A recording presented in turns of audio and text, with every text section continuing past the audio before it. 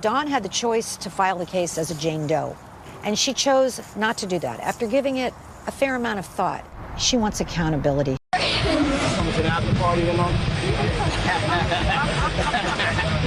Yeah! Good, you're doing so good. I just want to say, The Resurfaced clip of Sean Diddy Combs inviting a young actress to one of his infamous after-parties has sent shockwaves through the public, especially as more allegations about his private gatherings continue to emerge. The video, featuring Diddy alongside Ashton Kutcher, captured a seemingly playful moment backstage at the 2003 MTV Movie Awards. But with the benefit of hindsight and the grim revelations that have surfaced in the years since, this lighthearted exchange now feels like a sinister breadcrumb leading to a much darker story.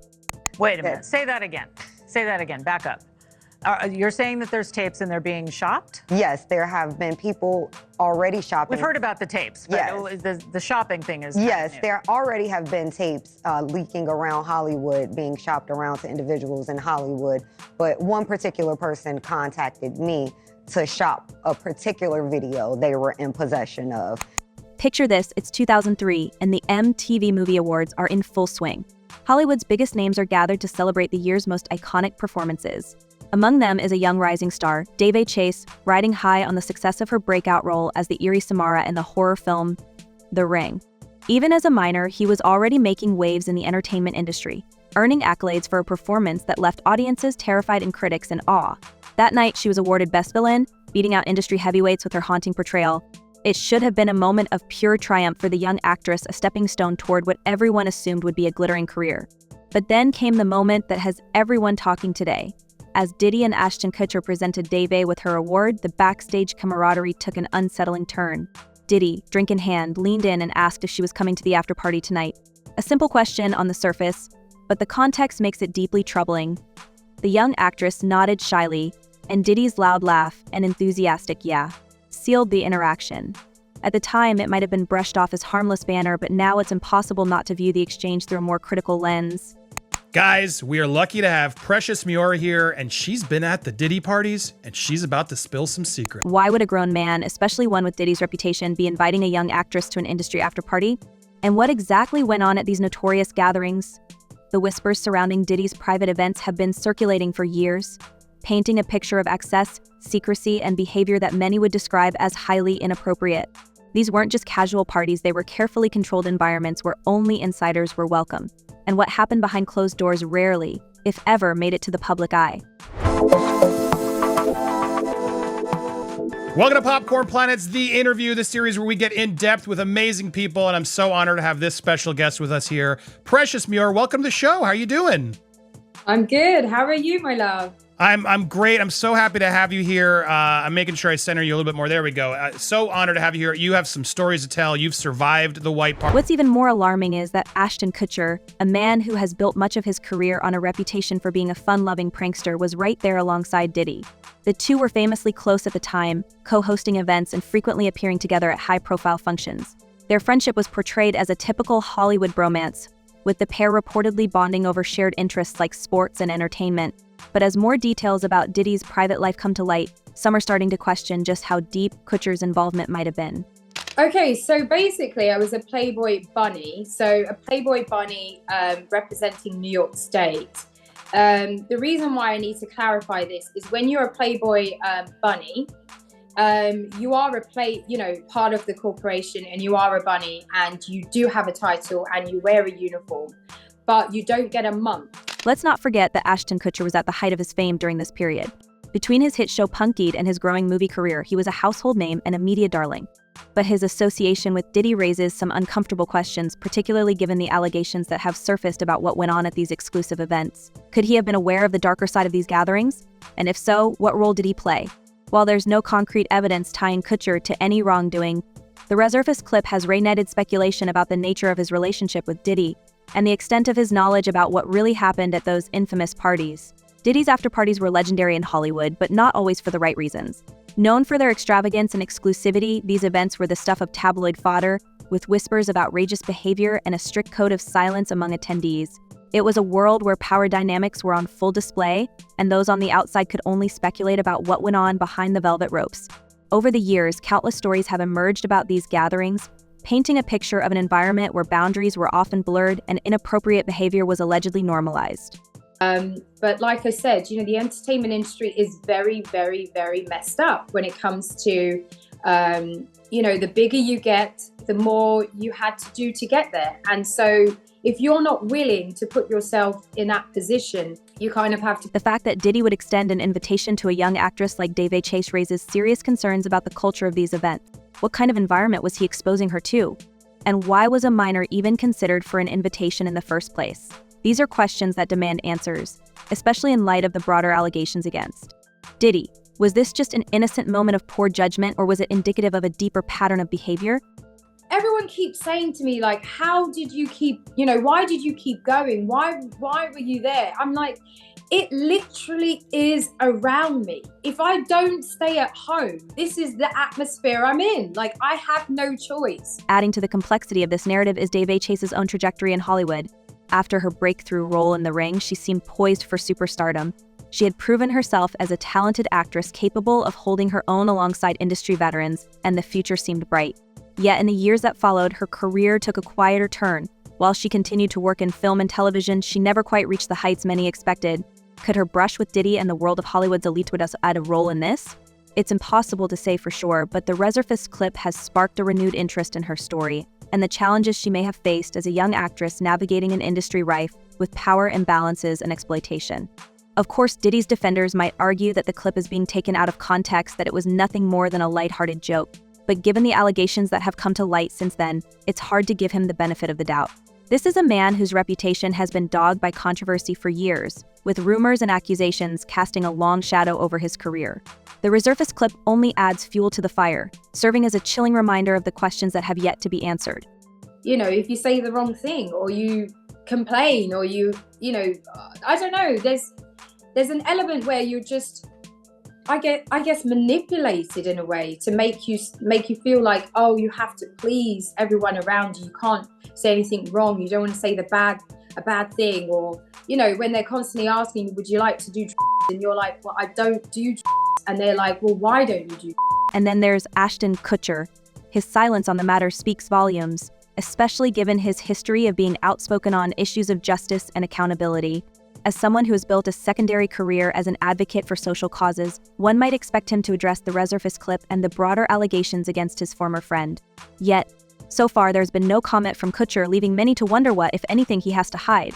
I don't know the consequences of what that could have been. So I didn't really talk about it. I should have gone to the police. I should have said something other than to my agent. I'm just thankful that there was somebody there. There was somebody at that party who helped me, because I could have ended up in a really bad situation. The connection between Diddy and Kutcher is just one thread in a much larger web of intrigue and suspicion. Their friendship, once celebrated as a fun and harmless bromance, now feels tainted by the allegations surrounding Diddy's behavior. And while Kutcher has not been accused of any wrongdoing, the Resurfaced clip has to shadow over his legacy, raising uncomfortable questions about his role in Hollywood's culture of complicity. What's clear is that this story is far from over. The Resurfaced clip is just the tip of the iceberg, a small glimpse into a much larger narrative that continues to unfold. As more details emerge about Diddy's private life and the allegations against him, the public is left to grapple with the uncomfortable truths about an industry that has long been shrouded in secrecy. And while the focus for now remains on Diddy, the implications for those around him, those who attended his parties, who stood by him, who laughed along with him, are impossible to ignore. There is so many people involved in this situation that works the machine here, that, Diddy's obviously the head of the whole situation, the king of parties, but there is multiple other people involved that are helping along the situation, or participating in. This brings us to an even more troubling connection, the parallels between the story of Daveigh Chase and that of another Hollywood starlet, Britney Murphy. Like Chase, Murphy was a rising talent whose life took a tragic and mysterious turn. And like Chase, she had ties to people and places that raised serious questions about the dark underbelly of Hollywood. As we delve into the story of Britney Murphy, the lines between coincidence and conspiracy begin to blur, painting a picture of an industry where innocence is often the first casualty. The story of Diddy's infamous afterparties and their unsettling connections doesn't just stop with Daveigh Chase. In fact, it takes an even darker and more mysterious turn when you consider the life and tragic decline of Britney Murphy. Her story is one that has haunted Hollywood for years, but now, with everything coming to light about Diddy and his inner circle, people are starting to wonder if there's more to her untimely passing than anyone initially thought. The gurney, it looked like she'd and they were putting tubes in her throat and trying to resuscitate her with paddles. And then her husband was here just wandering around and in his pajama bottoms, just looking completely dazed and shocked. Britney Murphy was Hollywood's sweetheart. She had this infectious energy, a kind of charm that made her impossible to forget, whether it was her breakout role in Clueless, where she played the lovable Ty, or her emotionally charged performance in 8 Mile alongside Eminem. She was a star who could do it all. And yet, behind that radiant smile, there were whispers about the pressure she faced, the people she surrounded herself with, and how those very connections might have been her undoing. One of the most talked about aspects of Britney's life was her relationship with Ashton Kutcher.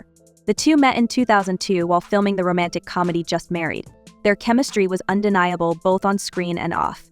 It wasn't long before they were spotted together everywhere, sparking rumors of a whirlwind romance. For a while, it seemed like they were the golden couple of Hollywood, a young, vibrant duo who had the world at their feet. But then, just as suddenly as it began, it was over. By early 2003, they had gone their separate ways, and Ashton quickly moved on to his highly publicized relationship with Demi Moore.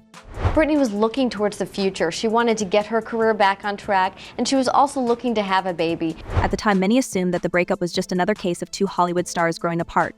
But in light of everything we now know about Kutcher's ties to Diddy, some are beginning to question whether there was more to the story. Could Britney have been exposed to the same dark underbelly of Hollywood that Diddy's parties are now infamous for? And could Ashton's proximity to that world have played a role in their split, or worse, in the struggles Britney faced in the years that followed? The fact that Britney Murphy, so young, and with people in the house who were supposed to be looking out for her, it really got people wondering, how could this have happened? And people just were never satisfied with any of the answers that came out officially, because it made no sense. What's particularly chilling is the timing of everything. Around the same time that Britney and Ashton were breaking up, Diddy's name was already being whispered in connection to his extravagant gatherings. These weren't your typical Hollywood parties. According to various accounts, they were meticulously planned events, complete with a guest list that included some of the biggest names in the industry. But what really set them apart was the atmosphere, one of secrecy, control, and, if the allegations are to be believed, exploitation. The rules were simple. What happened at the party stayed at the party, and anyone who broke that unspoken rule risked being blacklisted or worse. Britney was no stranger to the darker sides of Hollywood. By the mid-2000s, her career had started to shift. While she was still landing roles, there were rumors about her being difficult to work with, about her health, and about the people she was associating with. Of course, in an industry as cutthroat as Hollywood, gossip like this isn't uncommon. But in Britney's case, it seemed to follow her everywhere, casting a shadow over her once bright career. 5 months after Britney Murphy, Simon became ill.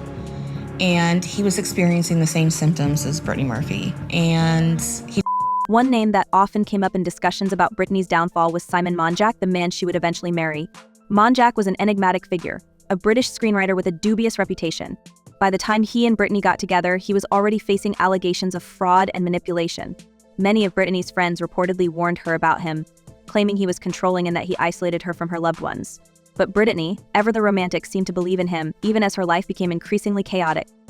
I've never seen a case where a young wife and 5 months later, a youngish husband, basically from the same underlying factors. What's interesting and deeply unsettling is the connection some have drawn between Monjack and the larger Hollywood ecosystem that Diddy was a part of.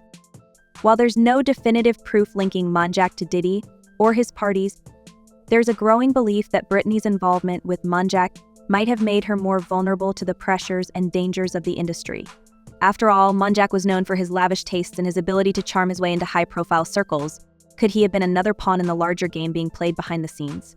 And could Britney, in her love and trust for him, have gotten caught up in something far bigger than herself?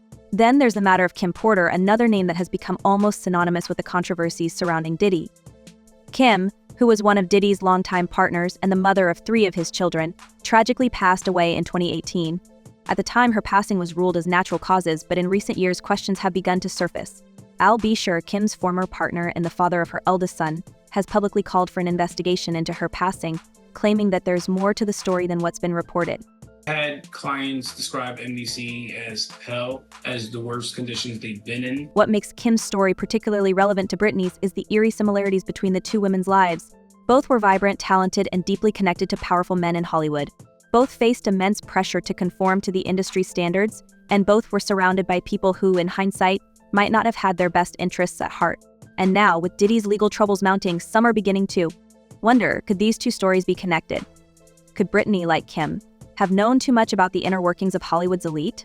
If the government is going to mandate that they are responsible for your well-being, they have to ensure the safety of your well-being. One theory that has gained traction is that Britney might have stumbled upon something she wasn't supposed to know. Whether it was through her relationship with Ashton, her time in the industry, or even her marriage to Monjack, it's possible that she saw a side of Hollywood that most people only hear about in whispers. And if that's the case, it raises the question, what happens when someone tries to speak out? It's worth noting that Britney was reportedly working on a tell-all memoir in the years before her passing. While the details of what she planned to include in the book remain unclear, some believe that it might have contained explosive revelations about her life and the people she encountered in Hollywood. Could this have made her a target? And could her reluctance to stay silent have put her in danger? And Stacey, you say today's indictment reads like a mob indictment. What was most shocking to you of all these allegations? Yeah, the fact... Even more chilling is the idea that Britney might have been silenced in a way that ensured no one would ever know the full truth. It's a theory that's been floated by several people close to her, including her father, who has long maintained that there was foul play involved in her passing. While these claims remain unproven, they add yet another layer of intrigue to an already complicated story. As we dig deeper into Britney's life and her connections to Diddy's world, it becomes clear that this isn't just a story about one woman's tragic downfall. It's a story about power, control, and the lengths some people will go to in order to protect their secrets. It's about the dark side of an industry that thrives on image and illusion, where the truth is often buried beneath layers of deception. There are some problems that the defense has brought up originally, but it seems like, just from reading this 14-page indictment, that there is enough physical evidence to perhaps get a conviction in this case. We shall see. And then there's Ashton Kutcher, whose role in all of this remains a mystery. While he has not been directly implicated in any wrongdoing, his long-standing friendship with Diddy has raised eyebrows. Could he have been aware of the allegations surrounding Diddy's parties? And if so, why has he remained silent? These are questions that many are now asking, and the answers could have far-reaching implications not just for Ashton, but for Hollywood as a whole. As we continue to piece together the puzzle, one thing is clear: the story of Britney Murphy, like that of Daveigh Chase and Kim Porter, is a reminder of the incredible pressures and dangers that come with fame. It's a cautionary tale about the cost of ambition and the sacrifices people are often forced to make in pursuit of their dreams. And it's a stark reminder that even in the glittering world of Hollywood, not everything is as it seems.